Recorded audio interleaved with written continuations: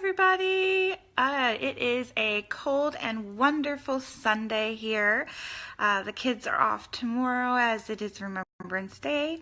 So I ended up doing some makeup this morning for another group that I have. So I thought I would pop on a live. I know I'm about 30 minutes earlier than I said I was going to be, but that's just kind of how it worked out. And I want to go and get some food made as well. So let me make sure that I can see comments here before I start going. If you have any questions or you're just popping on, say hi. I don't have my glasses on right now, so I'll try to see what I can see, but let's go from there. So I wanted to pop on and do a quick video of what to consider before you join direct sales.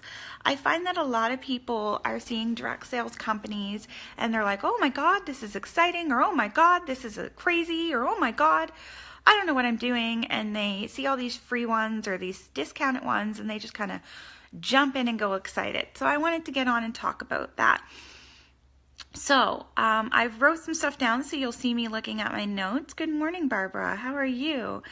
If you are jumping on and you missed some stuff, you can go ahead and rewatch this, or you can go ahead and rewatch this. I know it's Sunday and a lot of people are with their families, but I thought it was a good time to pop on. Okay.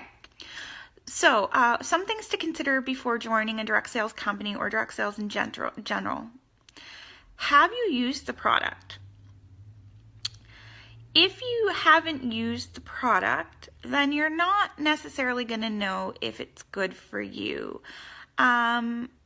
Some products can be a little bit different, like clothing. You're going to kind of know, that clothing's going to look good, or certain makeup might look good. But I would suggest at least owning one product before you jump in and buy. Do you know the product's price point?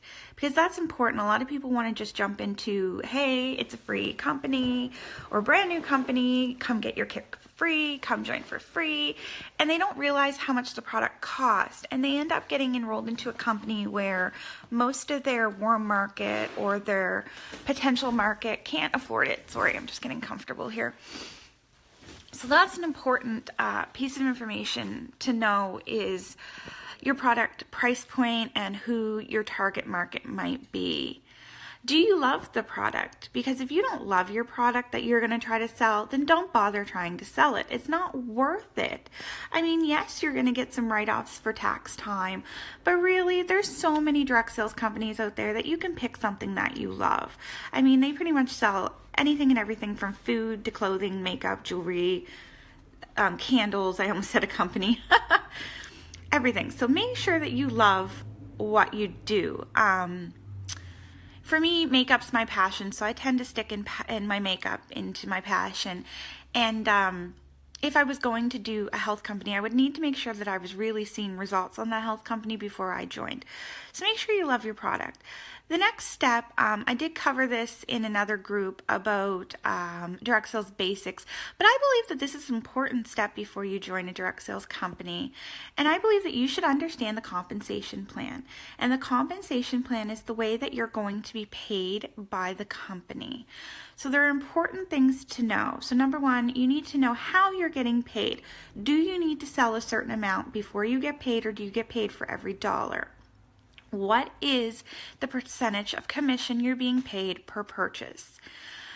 Do you need to make a certain amount of money to stay in the company? Because some companies have quotas that you need to make to even remain a enroller or a presenter, however they word it. Do you need to sell a certain amount a month to pay for the kit that you purchased or the free enrollment? Because some companies do it that way, where they say, yeah, we'll give this to you for free, but if you don't sell this within a month, we will charge your credit card. Are there website fees or any other fees associated with the company? There are a lot of companies out there that charge a website fee now because it is very expensive for each individual person to have a website.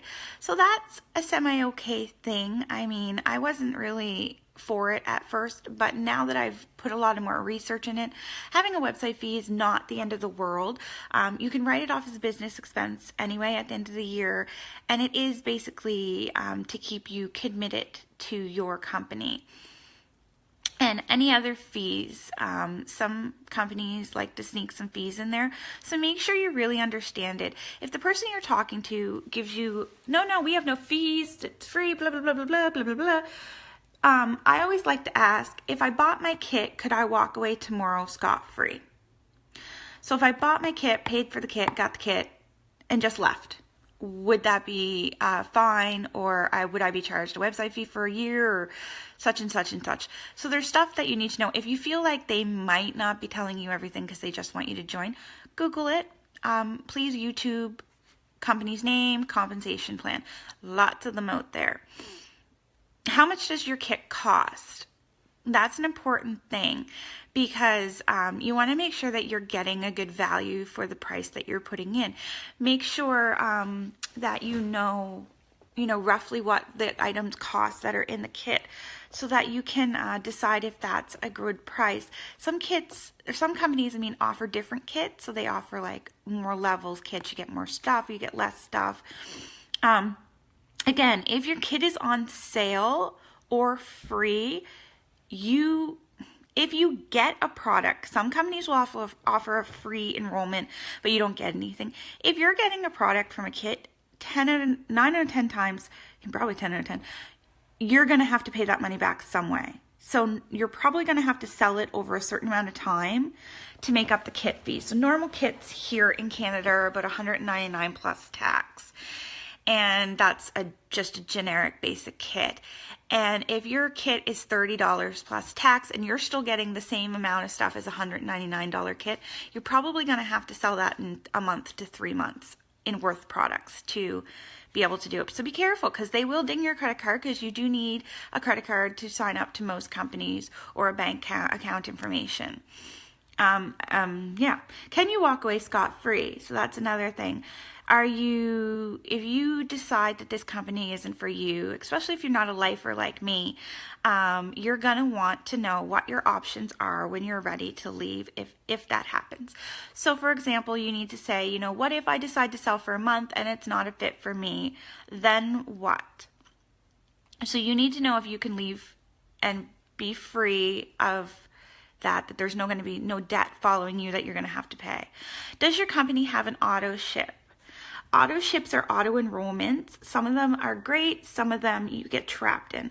So you need to weigh the positive to the negative of that.